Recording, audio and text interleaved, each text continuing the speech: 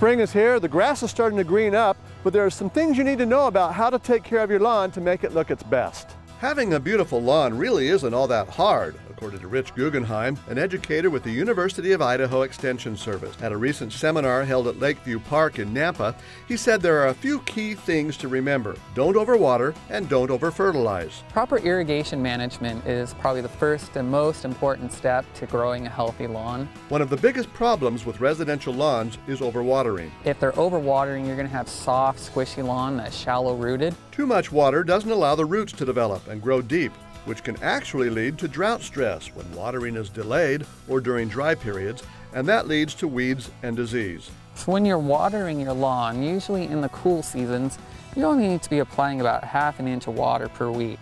But too many of us water more than that at one time. Use cans or rain gauges around the lawn to measure the amount of water being applied during one watering cycle, and then adjust the timing as needed to prevent overwatering. So it starts out with ½ inch early in the season, and then you're going to increase that as the season goes along, upward to about ½ inch. Then there's proper fertilizing. Rich says the best time to fertilize is actually in the fall, with a couple of applications, then a little in the spring. You want to fertilize in the fall to feed the roots. Stronger, deeper roots means less watering, fewer weeds, and an earlier greening up of the lawn. Like watering, more isn't always better. No, that's definitely not the case. More fertilizer is one of those things that can cause toxicity if you have too much nutrient in the soil. Lawn fertilizers contain a percentage of nitrogen, phosphorus, and potassium. Nitrogen is for overall growth and green color. Phosphorus is for root development, and potassium promotes disease resistance. Rich says our soil here typically contains adequate amounts of phosphorus and potassium, but lawn mowing and bagging up the clippings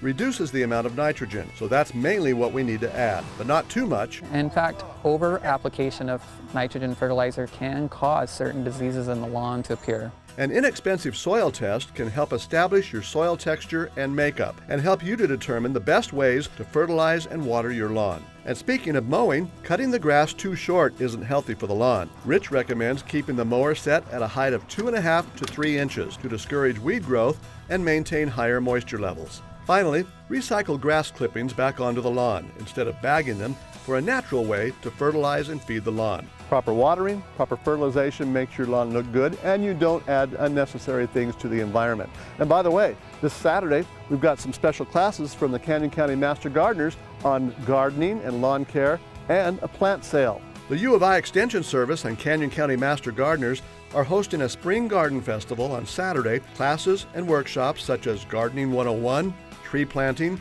and maintenance, and many other topics. And anyone can shop the plant sale for vegetable, flower, and herb starts for the garden. For Idaho's News Channel 7, and you can grow it, I'm Jim Duthie.